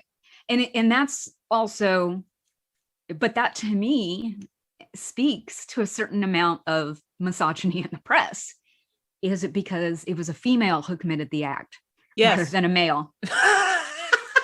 Probably. Right. I mean, it wouldn't surprise me, but. And it's sensational because we believe that celebrities have all the money in the world. And it's a very female, like if we look at female male crimes, right? And Matthew Broderick was a car accident. Was he intoxicated when the accident occurred? Was there an impairment? Might have been. So I believe so. I believe that was involved. I think he was. Right. So then people will look at that differently. Well, it was 1987, drinking and driving laws, blah, blah, blah, blah, blah. But she went out and shoplifted and she has all the money in the world. Why would she do that? She must want attention. Now, maybe if a man did it, people would react the same way too. But I don't think so. I don't think they would either. I think so. Right. I think because it's a female and it's shopping, and we all know gender stereotypes of women in shopping. And it's the thought of, but you have the money. Why would you need to do it? The only reason you would be doing this is to get attention. There's no other reason behind it, right? Which is what I think the general public at the time thought. But that's what I thought. I was pretty young at the time, and that's what I thought. That's not what I think now. No, there's a mixture of mental health concerns and other issues, right? And I remember, like, what's going on with her? It's not a money thing. I'm like, because I remember growing up, I grew up with some people who going to school with some people who had money. I did not. I mean, my family little money we had went towards my education. These people had all the money to spare, but there would be some who would go and shoplift, and it was like the thrill, or it was something like whatever for them. But you saw that they had these, upon reflection, it was kind of like, there were maybe some mental health things that they were, not dealing with. And, and maybe they did want attention. And that was, they were just that was the only way they could see how to do it. But not in a celebrity kind of way, just more as trying to get an attention from some person individual, like in a relationship even. So she might have been doing that, or it might have been something else. But even so, I mean, and you can say this if it were a man, like I'd be saying the same exact thing if it were a man, truthfully. But I remember at that time, and why was it such a just black stain on her career for so long? Like, that's what amazed me. I didn't understand it. And then people were all of a sudden like, oh my God, her career comes back after what? Or I'm like, seriously? I think, there's a lot of jealousy of, I think, the haves and have-nots. We look at celebrities as they have it all. So we see someone shoplifting. It also allows us to provide a judgment of someone else. Well, I'm better than them, right? And I think that's what also led to her career and the scrutiny. Super public scrutiny. And I don't think Matthew Broderick got it because drinking and driving in the 80s, and I will argue this till I'm blue in the face, was not considered that serious. I really feel like it picked up in the 90s, at least in Canada, where people were like, oh shit, maybe we should stop doing this. A little bit of a fact check on the Matthew Broderick situation. He was not, in fact, it was at the time. Okay, so he just drove it. Yes, he drove, wove into the wrong lane, had a head-on collision with another car. Both of the other, the people in the other car were killed instantly. He was originally charged with, with causing death by dangerous driving, because this is in England. They have rules. You're right. You're right. And he faced up to 5 years in prison, convicted ultimately of the lesser charge of careless driving. and was fined about a US $175 for the accident. Oh, wow, sure. Yes, That makes up for it totally. The victim's brother and son originally called the verdict a travesty of justice, but later went on to forgive Matthew Broderick for what it's worth. How much did he get paid, I wonder? Under the table. And I'm not guaranteeing. I think you're 100% right, Vanessa. I'm not guaranteeing it's true, but it's possible. Given the fact that the same dude talked some shit about Matthew Broderick when he showed up in a car commercial in 2012, I don't know that he got paid. I think it was more, I think some people just come to that place of peace or whatever. But but it sounds like the original charge was such that he could have spent a little time in jail had he been convicted. Without reading the transcript, hard to know, but he got busted up too. It doesn't sound like he was just being drunk and careless, that he was. No, it's not like he just clipped the car. You're right. Head on collision. I remember that. But I didn't remember that it was, I thought he was intoxicated, but yeah. Yeah, that's where my money would have gone, but sure enough. Unless he was on prescription drugs and were tested for it at the time. Just to, add or some other conspiracy to there. Or some other drug. Or something else, right? Or maybe he just made a mistake. It could be right. It could have been just careless driving. Yeah. Mistakes do happen. I understand that. I'm not saying that doesn't happen. But even if it were a pure accident, that to me is a bigger stain on should be a bigger stain on your record than what it was. Sure, murder greater than shoplifting, even if accidental. Right. Because it was two people, not just one person who died. Two.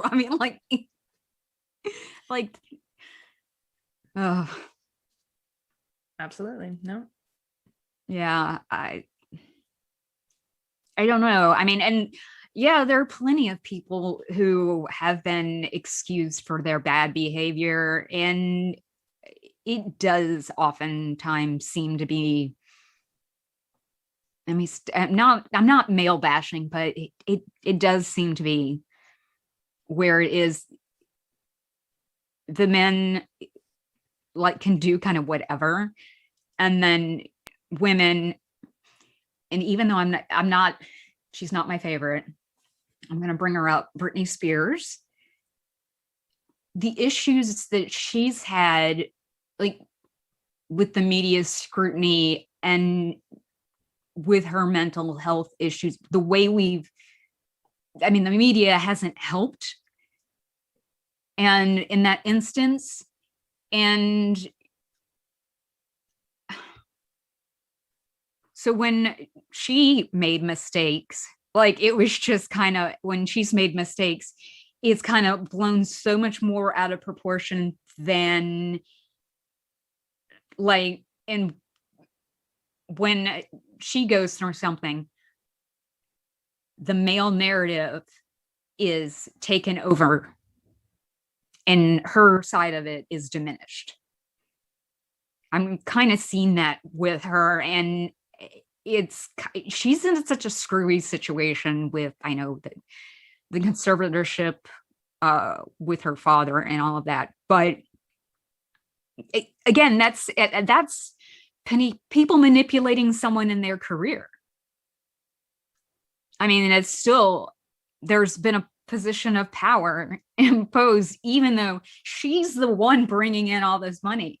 It's still this power dynamic that's been set up and it's been put there. And she's been petitioning to even try to get the conservator, even saying okay, fine, if it has to be there, so be it. But I don't want my father to be the one, because he is abusing the situation.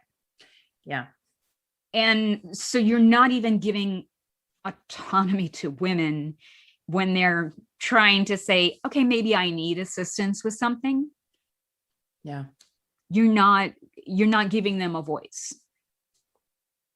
And that goes back to the discussion we were saying earlier about when, okay, well, I don't want to put the 7-year-old through the trial.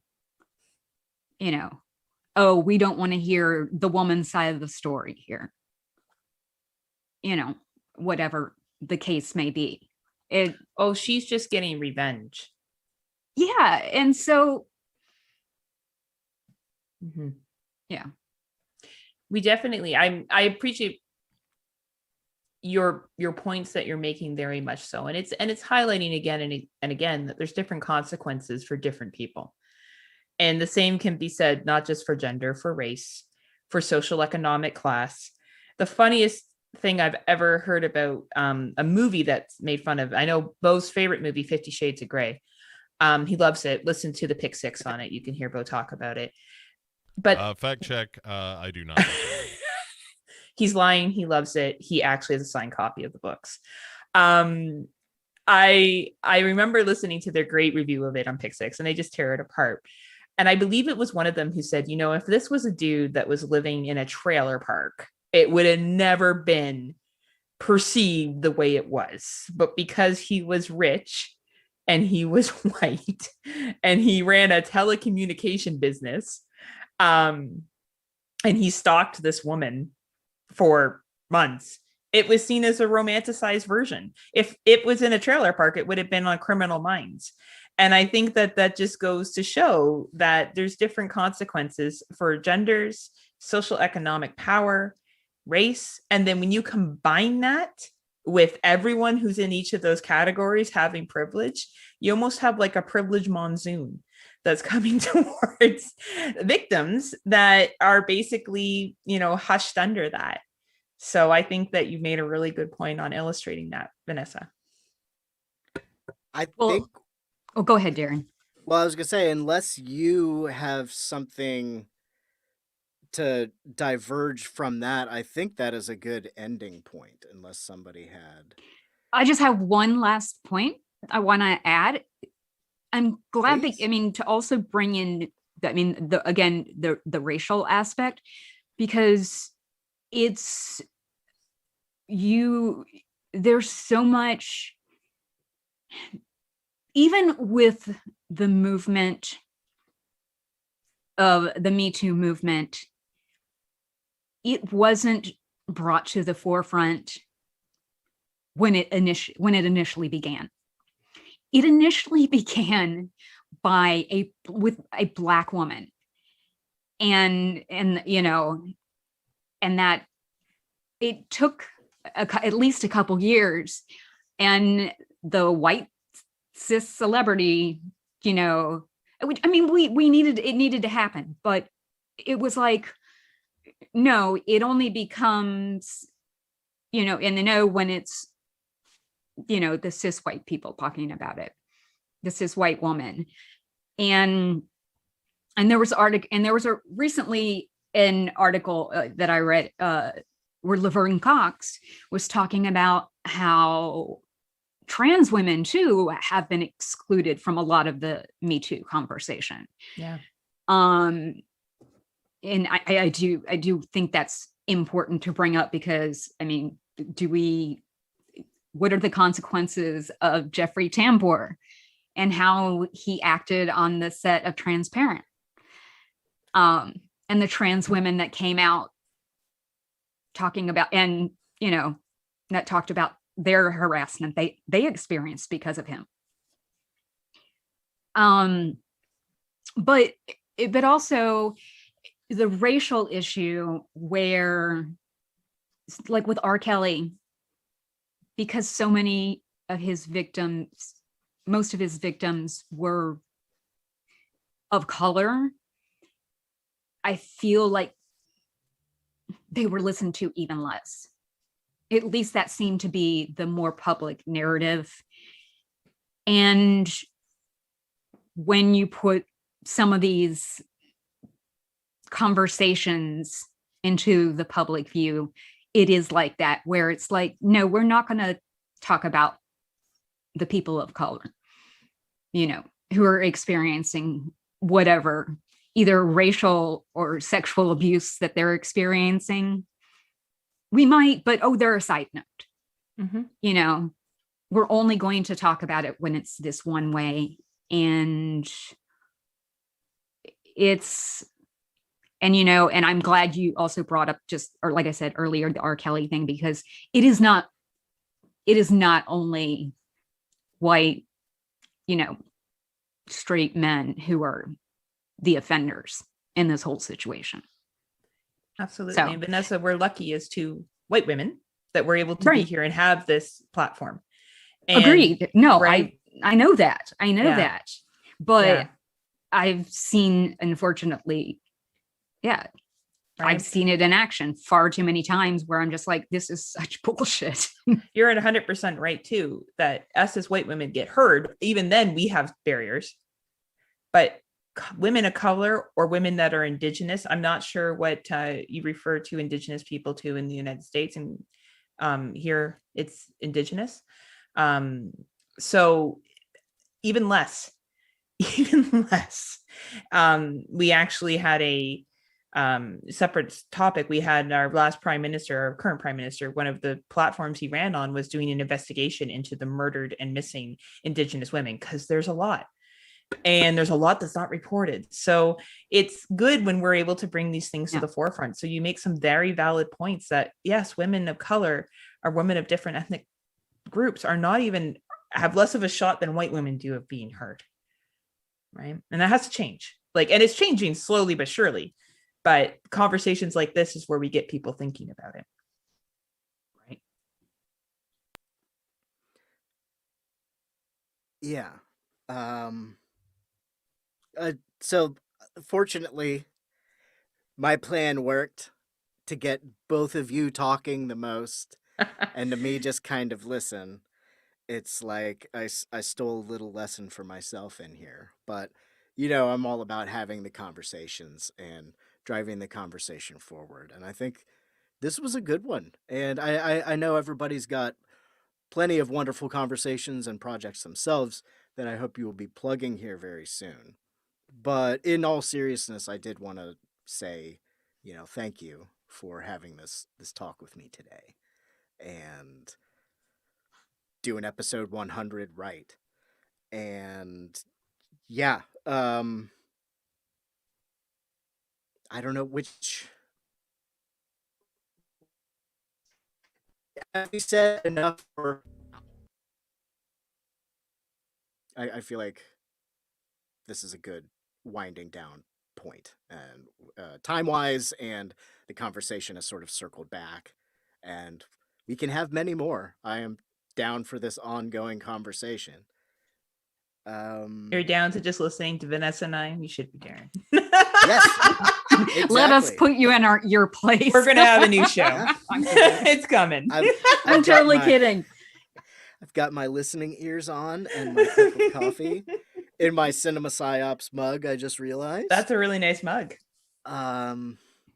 It looks very nice on my shelf next to my Legion Podcasts mug. Oh, I'm wearing my Legion Podcast shirt. That's what I like. My Legion mug is dirty, and I didn't do dishes in time. That's fair. Because you use it so much, because you love it so much, right? That's why. Yeah.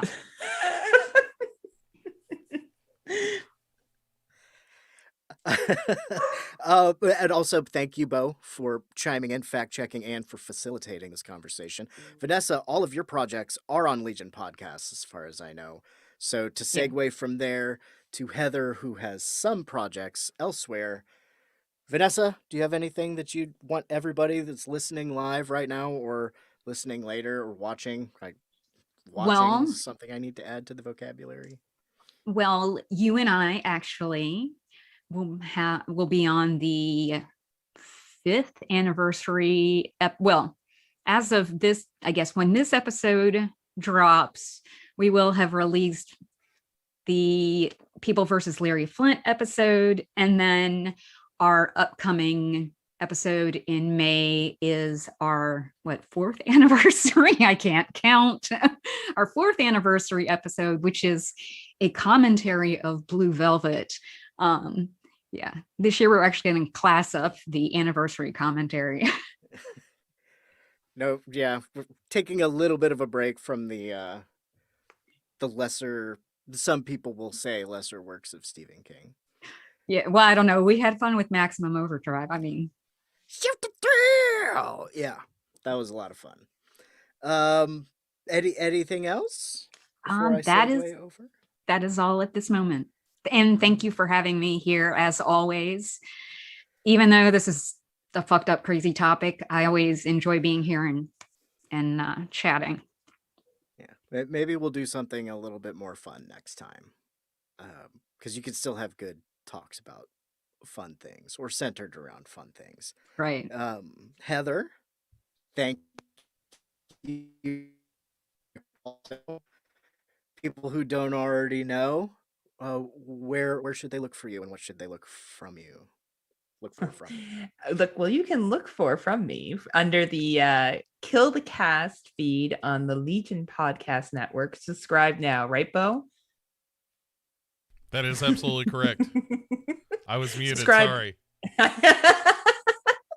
I am one half of the team that runs the Friday Nightmares podcast with Scott Crawford, as well as we host a games podcast, which is all games. So card games, board games, video games, role-playing games, whatever games. We talk about them on Controllers Up, Cards Down, the All-Star Gaming podcast, as well as I do a side piece at the Slumber Party Massacre as well, that you can find on the, oh my gosh, I forgot the network that's on. Anyway, you can find it. Just search Slumber Party Massacre, and you'll be able to find it on there. I can't remember what network that's on. It doesn't matter. Legion's the only network. Is it Dark Discussions? Anyway. Dark Discussions, but Legion's all that matters anyway. So, and yeah, and those are really the 3 shows that I'm currently doing right now. And I hop on to guest shows occasionally. And I want to just plug the Legion Patreon before we go. The Legion Patreon is awesome. If you're not already a Patreon yet, please consider joining. Myself and Scott Crawford release a special episode once a month. Right now, we've been releasing them to Patreon first and then the regular feed, but eventually we won't do that. We have done an awesome commentary with Mr. Bo Ransdell himself, talking about his movie Lost After Dark. We have also done some lists as well. So talking about lists, for example, top 5 anthologies. We did that with Mr. Brandon Orlick from the Exploding Heads podcast. So if you're not a Patreon yet, what are you waiting for? It's $3 a month and you get some awesome content, as well as Bo really likes Ouija boards like a lot. So he does a lot of Ouija movies that you could check out. And Bo and I did 2 together that were Oscar-worthy films. Right, Bo? Yes, the Ouija Experiment and the Ouija Experiment 2 are both landmarks of cinema. Huge. Yeah, Ouija Shark also incredibly thrilling, and then of course Ouija Exorcism coming up this month on the Patreon. So yeah, and that's it for me, Darren. Wonderful. And this could be someone's very first time. They saw Vanessa and Heather were doing a live stream with some guy on something. This is the Psychosemantic Podcast. Psychosemantic, you'll find it pretty much everywhere, except for on Twitter. It's at Political Movies, because somebody is squatting on that name for some reason. And also, if this is your first time, and we're talking a lot about Legion, I did want to clear something up that I've heard asked about me again, is that I don't only talk with people from Legion. It's just that people from Legion are the most willing to talk to me. So I will talk with anybody. Sometimes we talk a lot about a movie. Sometimes we just sort of talk around a movie. But yeah, this is another good example of what this show is all about. And so thank you, everybody. And that is episode 100. Take care of each other. Congratulations. Congratulations. Hey! Happy 100th. Yep. Get the duct tape on your windows and don't forget to duck and cover.